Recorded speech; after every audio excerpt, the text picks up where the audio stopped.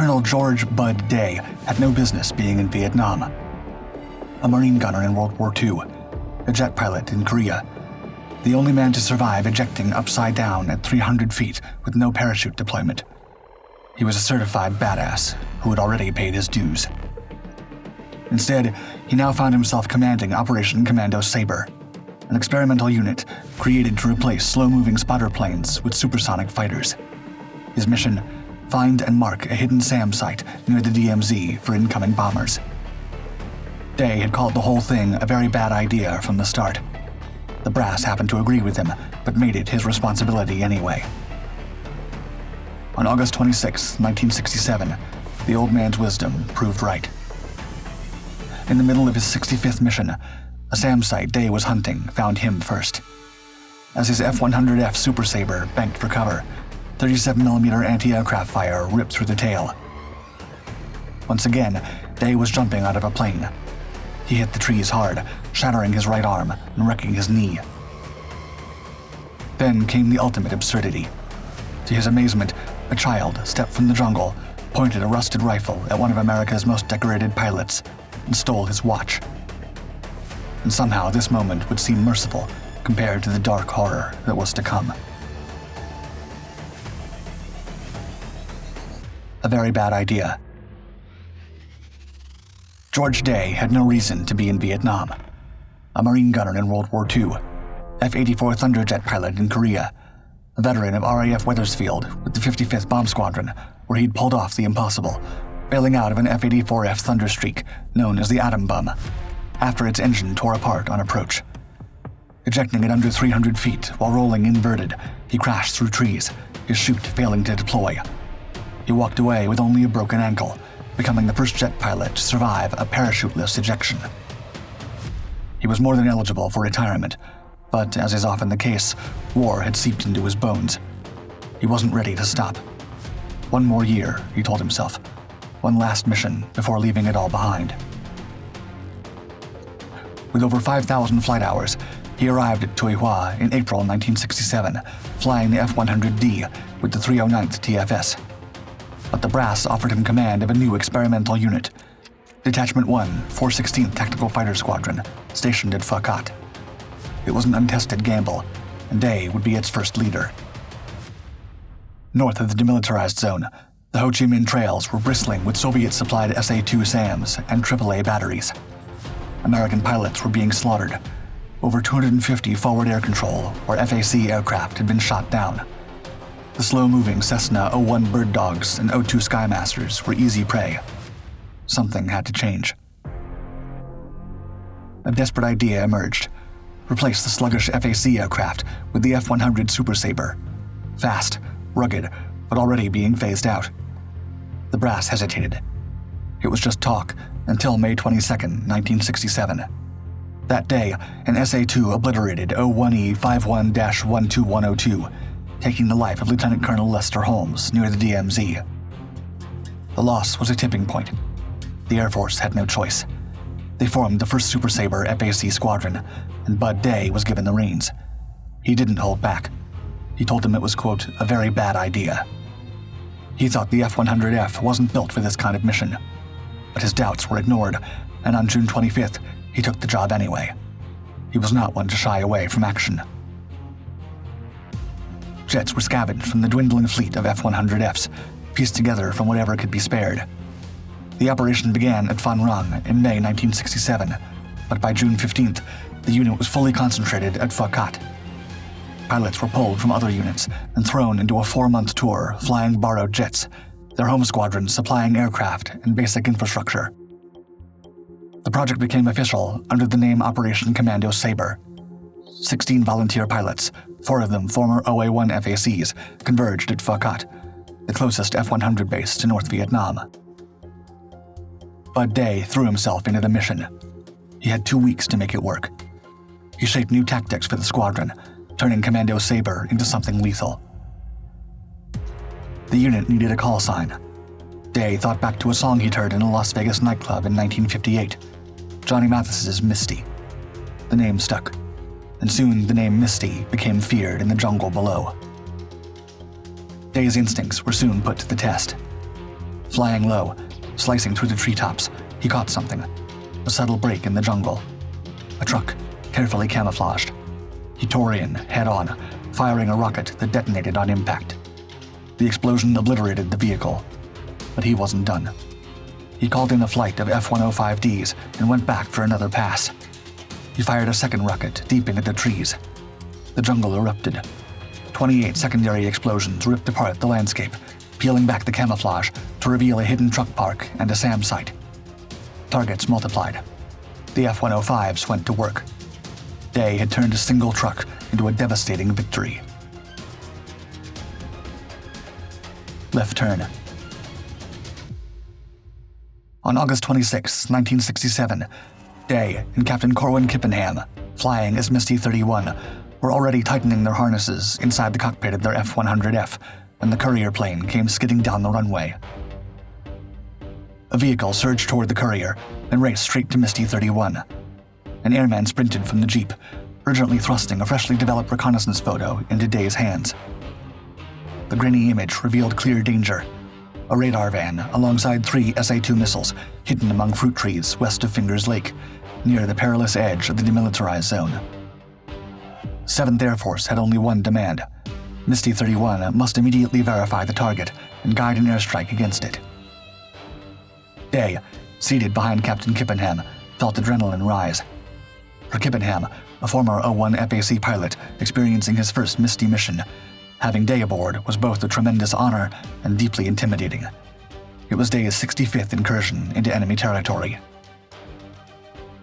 It took 30 minutes for Misty 31 to reach North Vietnam. The missile site, clear on paper, would be difficult to locate, speeding low above the jungle canopy. Coming in fast from the east, gunfire crackled past them, but the target remained hidden. Alerted, North Vietnamese gunners waited, weapons hot. Instead of tempting fate again, Day and Kippenham broke away, completed a strike near Dong Hoi, then urgently refueled over Thailand. They returned to Fingers Lake from the south. This was their shot. Suddenly, a visibly excited Kippenham spotted the missiles, but the SAM site had been waiting and had also spotted them. A deafening explosion tore through Misty 31's tail from a burst of 37mm fire. Hydraulics failed instantly. Control surfaces detached, and the stick froze immovably. Ejecting was their only hope. Day crashed violently into treetops, his right arm shattering in multiple places, knee and eye screaming in pain. Desperately, he tried to transmit his position on his survival radio, but received only silence. But there was still hope. The Jolly Green Giant helicopter homed in on the faint beep of Day's chute transmitter. Minutes later, Day could see the Jolly Green Giant rescue chopper picking up Kippenham about 1/4 mile away, but he was unable to establish contact on his radio. But salvation was fleeting. A young boy emerged from the shadows, aiming a rusted rifle directly at Day's chest. Snatching Day's watch, he screamed for his companions. Several other skinny teens swarmed from the brush, stealing his boots and knives. The helicopter was almost above him. Day glimpsed a figure in the open doorway, rifle ready. It was Kippenham, already rescued. Had the chopper turned right, Day's captors would have fled. Instead, it veered left, sealing Day's fate. A wild escape. The North Vietnamese militia force-marched Day into an underground shelter for interrogation. When he refused to cooperate, they decided to put on a terrifying show, a mock execution. Day steeled himself, certain this was how his life would end, determined to face it with dignity. Instead, he was beaten by the teenagers, then hung by his feet from a rafter for hours. The only silver lining in this hell was knowing his captors weren't trained soldiers, but undisciplined local militia, villagers who were bound to slip up sooner or later. They paraded him through the village as a war trophy. At one village, an inexperienced medic carelessly misaligned his broken arm, wrapping it crudely in a makeshift cast. By September 2nd, Day was being held in a village roughly 18 miles north of the demilitarized zone. Escape became his obsession. If he could slip away and cross the Ben Hai River, the border between North and South Vietnam, he had a chance at survival. His guards were careless, convinced he was too injured to get far, especially without boots. Day cleverly exaggerated his injuries, pretending to lose consciousness frequently and appearing barely able to move. The ruse worked. The guards grew complacent. That night, as his teenage guard casually chatted with another across the road, Day quietly untied himself, stole a canteen filled with water, and slipped away, heading south. The night became his ally, but the rugged terrain quickly tore his bare feet apart. Despite the searing pain, he pressed forward, hiding by day and moving stealthily through the night. On the second night, as Day slept hidden in dense underbrush, an American bomb or rocket exploded nearby. The blast ruptured his eardrum, left him concussed, bleeding from his ears and nose, and peppered with new shrapnel wounds in his leg. Yet, summoning sheer willpower, Day continued southward. Physically shattered, starving, and desperately thirsty, he pushed onwards. He ate purplish berries and strange citrus-like fruits found in the wilderness, praying they weren't poisonous. Twice, he managed to catch frogs, which he consumed raw. Remembering later, Day said, quote, "The palm trees were full of rainwater that I ran into the canteen. I drank a lot of it."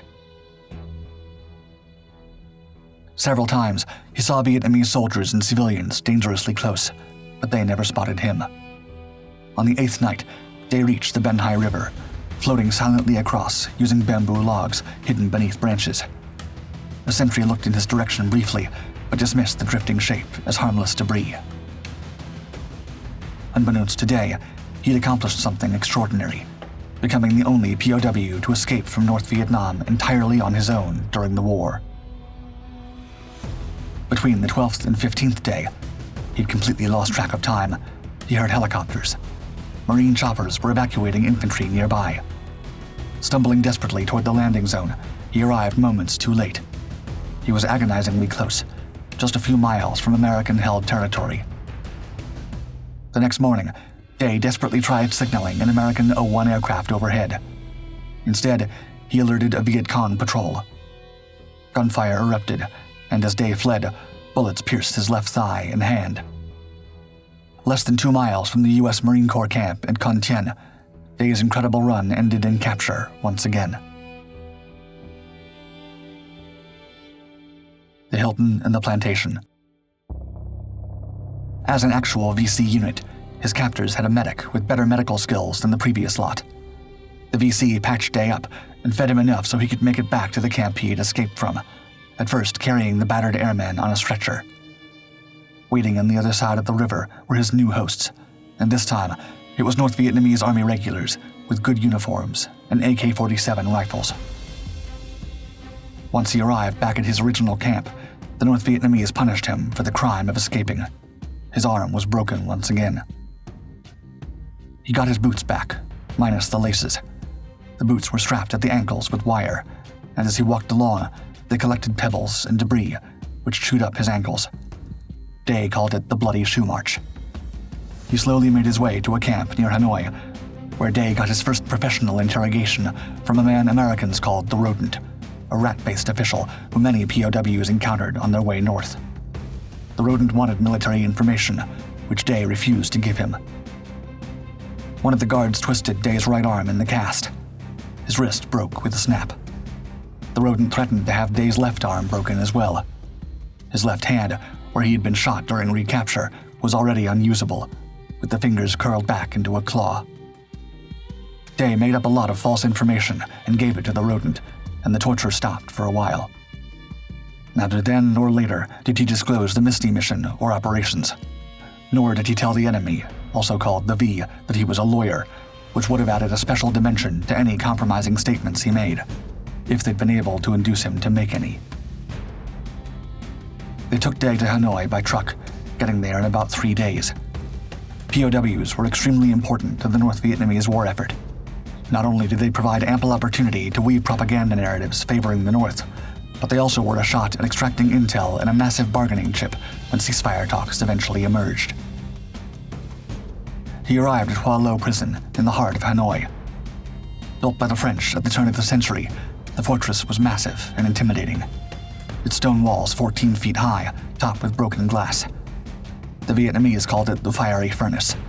The POWs simply named it the Hanoi Hilton. No one had ever escaped from it. That was where the V kept their precious POWs. The Hilton had just one entrance. Inside, to the left, was New Guy Village, where new prisoners faced immediate, brutal interrogation meant to break them fast. Methods varied, but the pain was unending. The chief interrogator at New Guy Village was the infamous Bug, responsible for taking the lives of at least 5 Americans. He was assisted by 2 guards, who prisoners called Straps and Bars and Jake. As they conducted their brutal interrogations, the steady clacking of a typewriter echoed from across the hall, indifferent to the cries from within. When demanded to give up names of other pilots, they finally listed Doc Savage, Charles Lindbergh, and Billy Mitchell, fake names from history and fiction.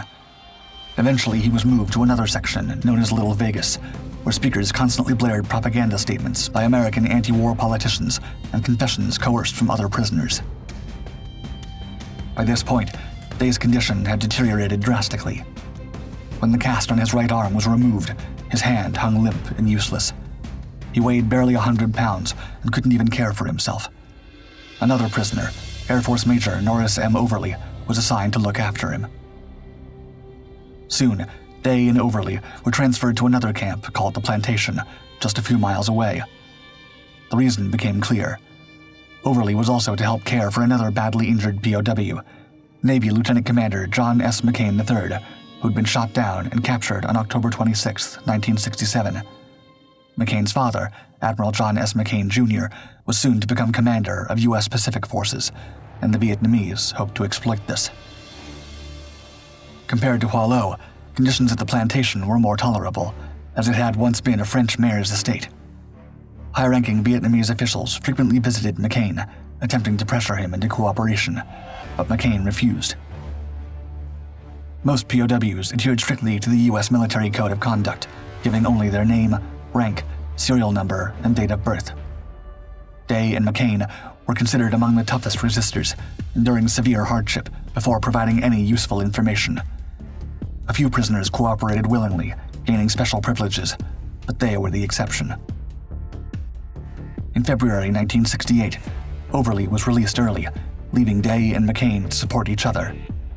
Day's arm had healed badly, the bones misaligned, unjoined, and painfully ulcerated.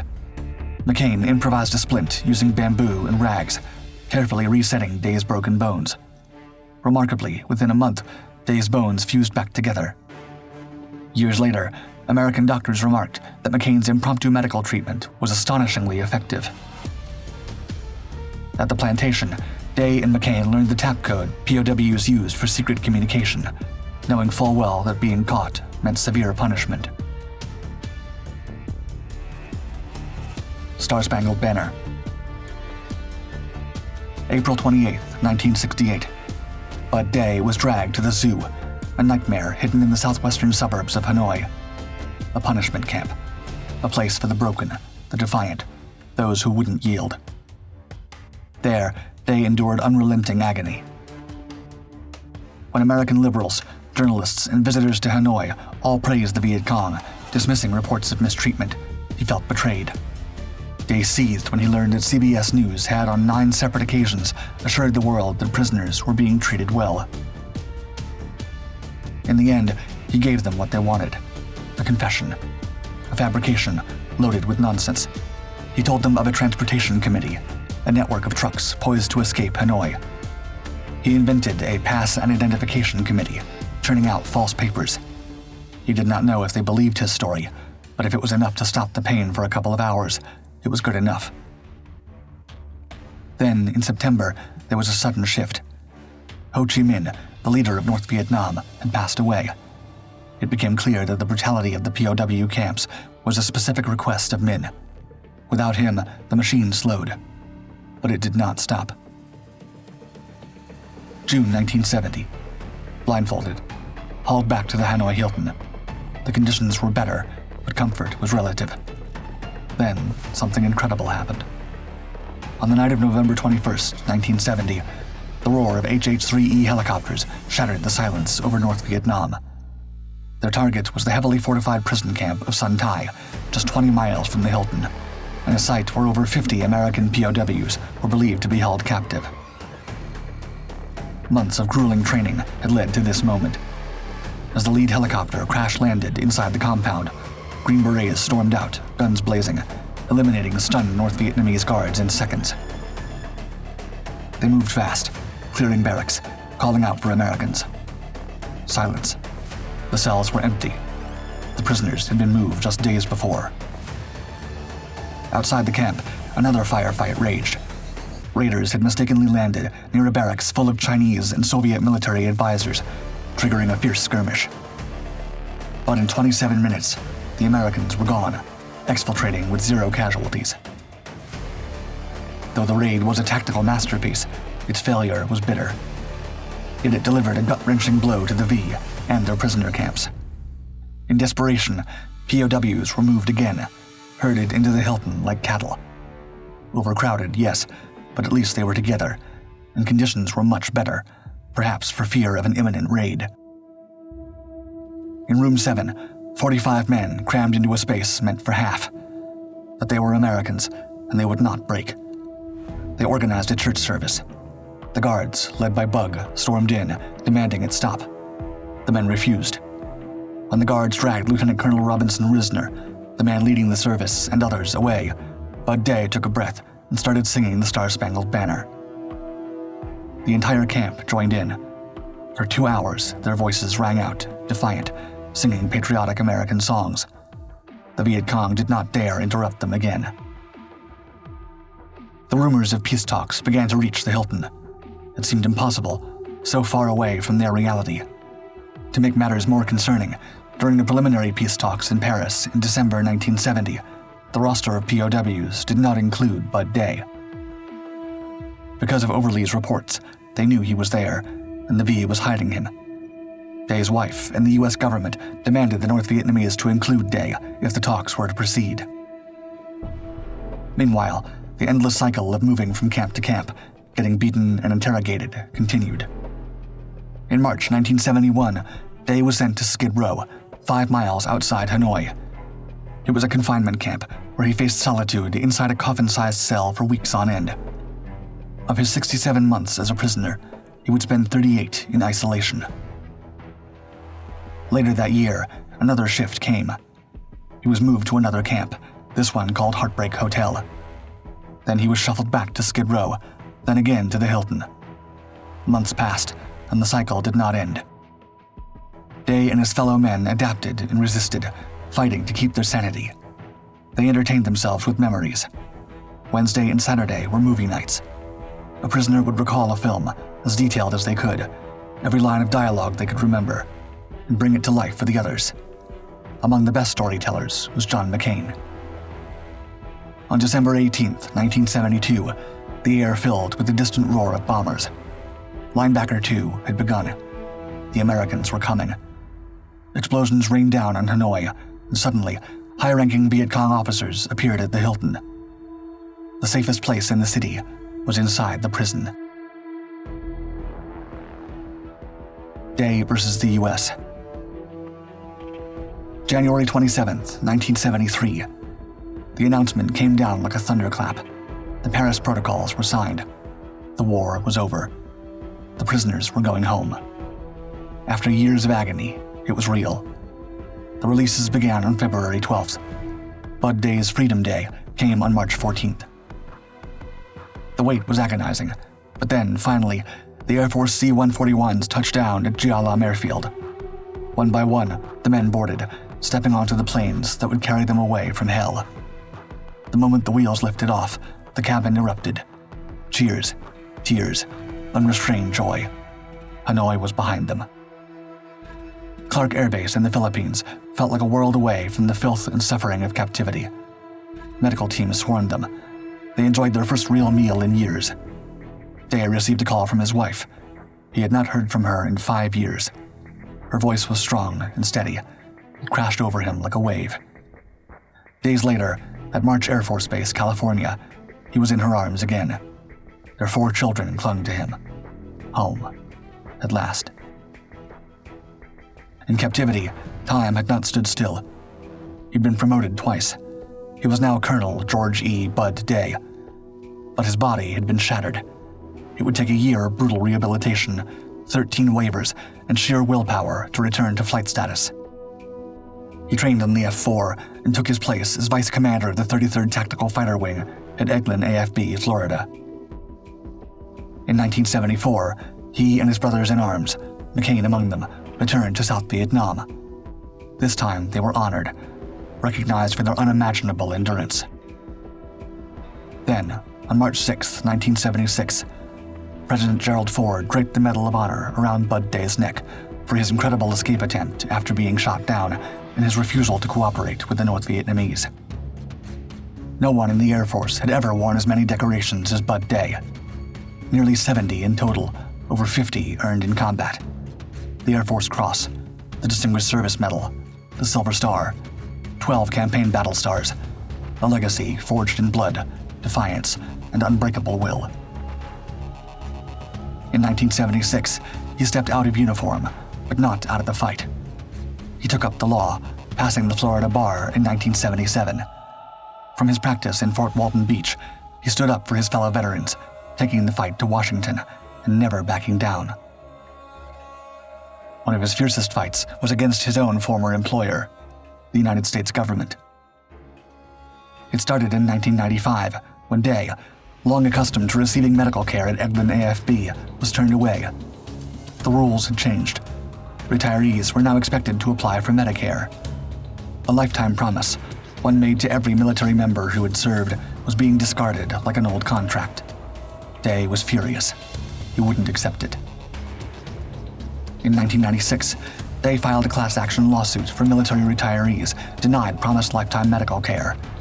He proved the government had guaranteed it in recruiting materials, but officials argued the promises weren't legally binding.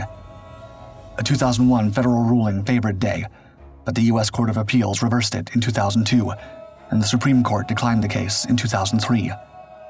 Though he lost, his fight pressured the government to create TRICARE for life, improving health care for military retirees. Despite his war in the courtroom, Day never wavered in his belief in military service. His message to the next generation of warriors was, quote, "You have the greatest job given to you as a young man, to serve your country. It's the single best calling for a young person." Even after the battles in the skies, the prison camps, and the courts, Bud Day never stopped fighting, and he never stopped believing. John McCain would go on to say, quote, "I don't know how many American prisoners of war were heroes, but I know that Bud Day was one. I've never known anyone who better exemplifies the cardinal American virtues: compassion, guts, determination, resourcefulness, and intelligence. Bud Day is one of the greatest men I've ever had the honor to know."